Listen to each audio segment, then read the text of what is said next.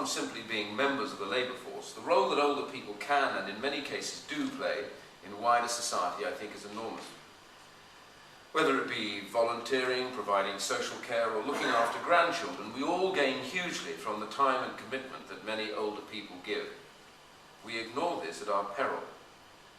For the vast majority of older people give their time willingly, and indeed get great pleasure out of doing so, we should not forget that many of the jobs they undertake would otherwise, by necessity, fall on the state. This is, in essence, a family doing what families do best, quietly, with great commitment, with love, carrying out their duties. But I've long believed that the state has become ambivalent about the importance of family structure, not just decent parenting, but also the role of the extended family in supporting the children. In an increasingly atomized society, and in the context of a growing family breakdown, it is all the more important that we continue to support, celebrate, and hold together these wider relationships. Without them, society would simply collapse.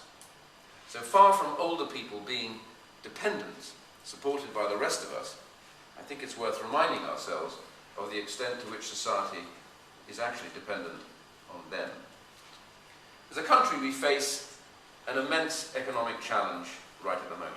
Sorting out our huge budget deficits and paying off our enormous debt is, of course, a priority, certainly if we are to restore growth in any kind of sustainable level.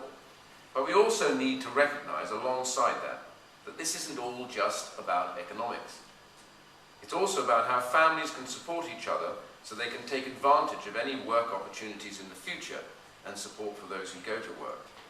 Where possible, I think we've tried to design our reforms so that they make this kind of support and caring easier and encourage it where it matters most, although I'm always open to suggestions as to how we can improve that. And this is something that my colleagues at the Department for Health and the Department for Education, I think, have been working on carefully, from investing money in short breaks for carers to improving GP awareness of carer issues.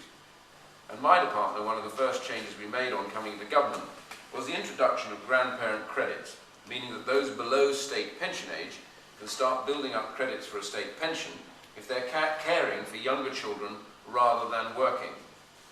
This, I believe, is about recognising the hugely valuable contribution this kind of caring makes to many children's lives. I also believe we've managed to strike an important balance with childcare support through the benefit system. And when we introduce the universal credit, we'll be saying, for the first time I believe, that working parents can get help with their childcare costs even when they're working fewer than 16 hours a week. And this is about saying that it should pay to go back to work no matter how many hours you do, and I hope it has the potential to ease childcare responsibilities for the extended family as well as for the parents. And another issue I know that has been raised is the conditionality regime in the benefit system. Kinship carers accessing the benefit system under the new system will fall under the same conditionality rule as biological parents. But crucially, there is the flexibility available for the job centre to take their particular circumstances into account, and I expect them to do so. Kinship carers come in all shapes and sizes. God, I hate that phrase. And we want them to be looked at on a case-by-case basis.